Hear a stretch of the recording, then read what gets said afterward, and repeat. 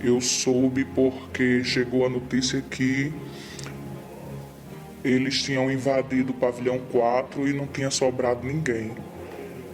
E então, naquela hora ali, eu apresentei o meu filho a Deus e procurei me preparar para o pior, né? Há 2 anos acontecia, no maior presídio do Rio Grande do Norte, o episódio mais sangrento do sistema carcerário do estado, conhecido como o Massacre de Alcaçuz. Ocorrido em janeiro de 2017, foram pelo menos 26 detentos brutalmente assassinados por facções criminosas no decorrer de 14 dias. Foi a única vez que em 10 anos que eu achei que perderia a minha vida, né? E a morte ela chegou muito perto. Eu conhecia muitos e muitos sabiam quem eu era. Mas a molecada nova não me conhecia, eu tinha medo disso. Eu vi cortando humano na minha frente. Cabeça sendo cortada, braço sendo cortado, sendo exposto. Aquilo eu só via em filme medieval. Sentimento de tristeza, de medo, de tensão. Eu não sei o que aconteceu comigo, mas parecia que tinha explodido uma úlcera dentro de mim. Eu me sentia mal, eu não tinha vontade de comer, eu tinha medo de tudo, porque eu nunca tinha visto aquilo. Uma coisa é você assistir, outra coisa é você presenciar. Depois da rebelião, ficaram os escombros dos pavilhões e mudou a forma de tratamento dos presos, numa tentativa de manter o controle e a disciplina. Segundo relatos, a partir desse momento teriam começado as torturas. A Lei 9.455 de 1997 que define o crime de tortura, né?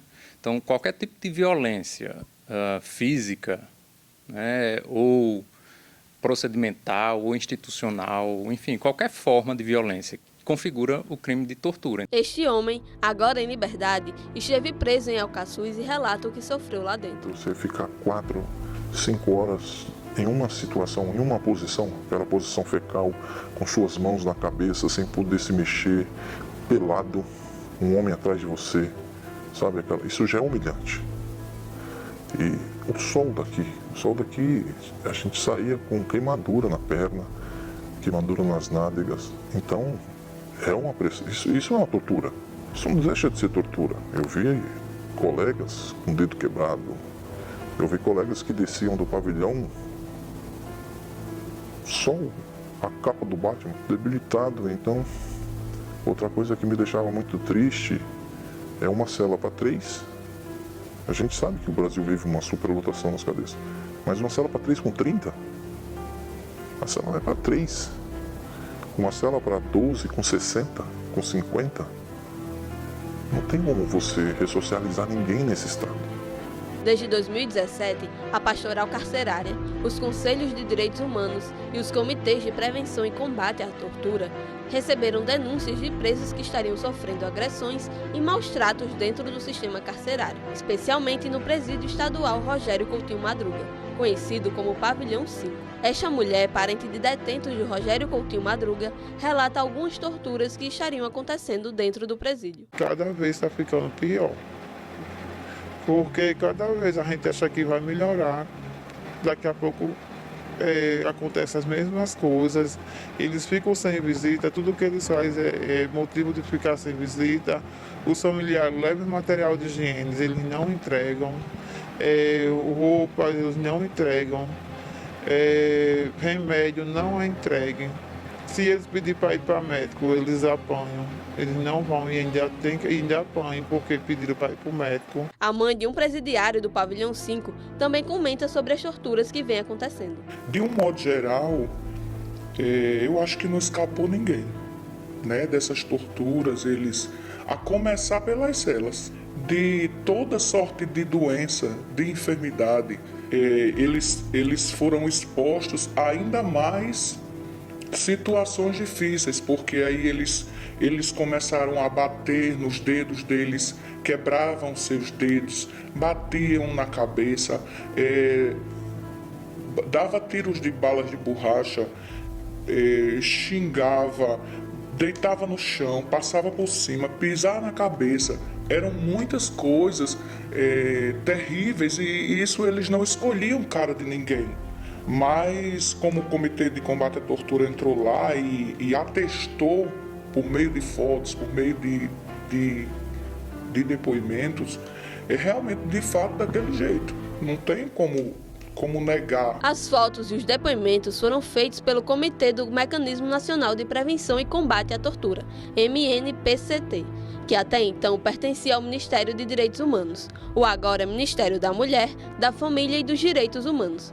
Os técnicos estiveram no complexo presidiário ainda em 2017 e voltaram com a nova missão em janeiro de 2018. O relatório realizado pelo mecanismo, em parceria com o Comitê Nacional de Prevenção e Combate à Tortura, lançado em novembro do mesmo ano, apresenta diversas queixas que caracterizam os maus-tratos. Foram acompanhados ao longo de 2017, 2018, uma prática recorrente de tortura. Nós entendemos que o Estado fez uma escolha, que a prática da tortura ela foi legitimada como uma prática de Estado, como um modus operandi de disciplinamento e de controle do sistema prisional.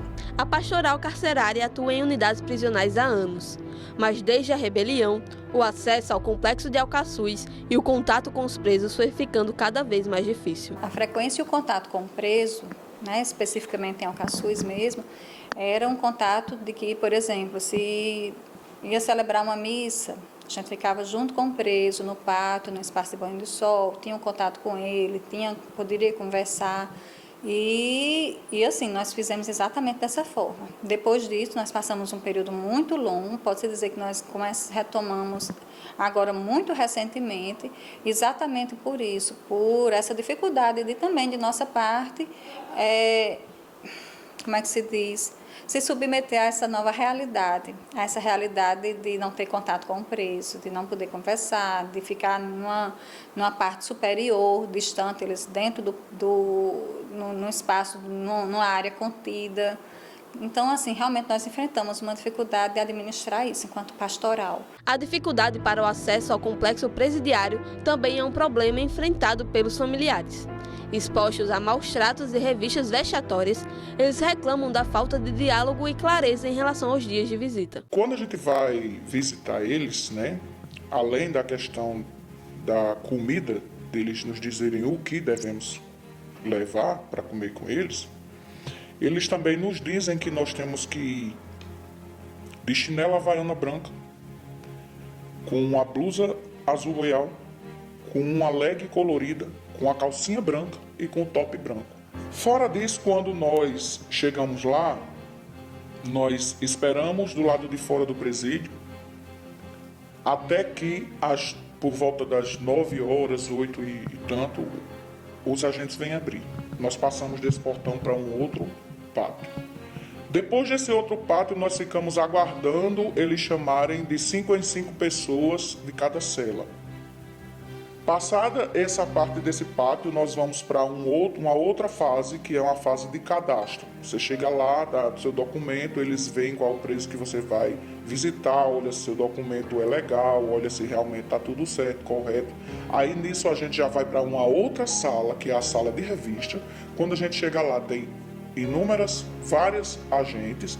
Aí mandam a gente abrir a boca, abrir o nariz, olha os ouvidos, levanta a língua, tira toda a nossa roupa, revista o nosso chinelo, nos manda agachar num espelho, nos manda abrir as nossas partes íntimas, tanto a da frente quanto a de trás, uma vez, 2 vezes, 3 vezes. E aí só então eles nos liberam para pegar a comida que a gente deixou lá e ir para um outro lugar, passar de novo num detector de metais para poder abrir as portas e a gente entrar para ver os nossos familiares. Essa advogada, que não quer ser identificada, acompanha de perto as denúncias feitas a respeito do pavilhão 5.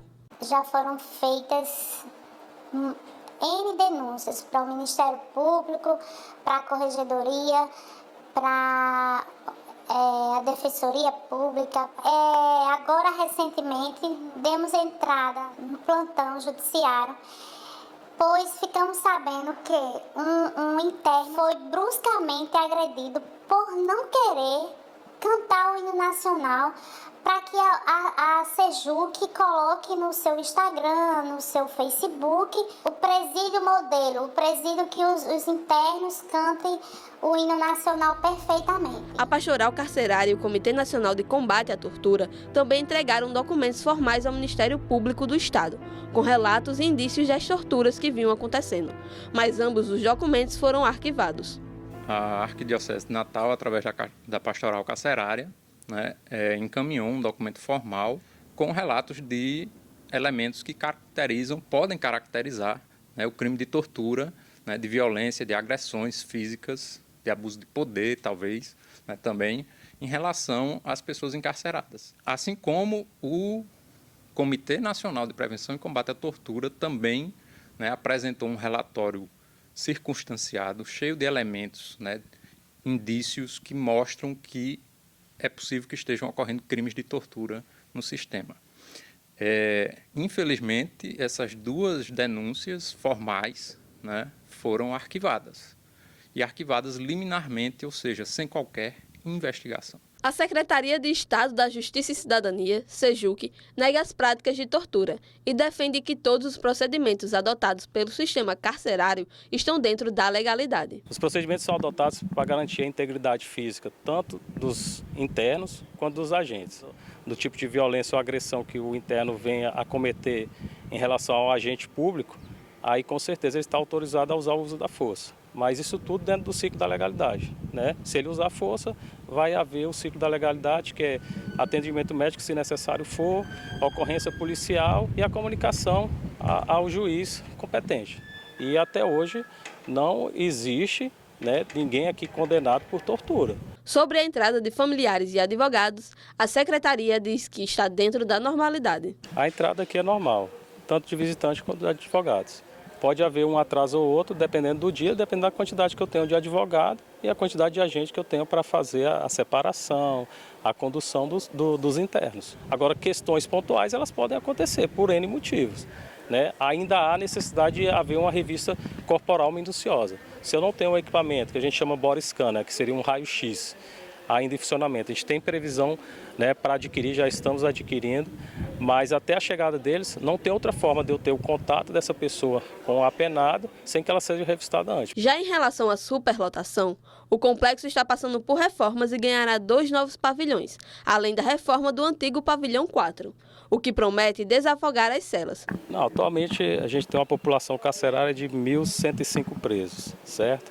São 620 vagas hoje aqui no presídio de Alcaçuz. Com a ampliação de mais 2 pavilhões, ganharemos aí 432 vagas. Há uma certa discriminação, As pessoas tendem a achar que porque a pessoa cometeu um crime, deveria ser submetida a todo tipo de violação. Não é assim.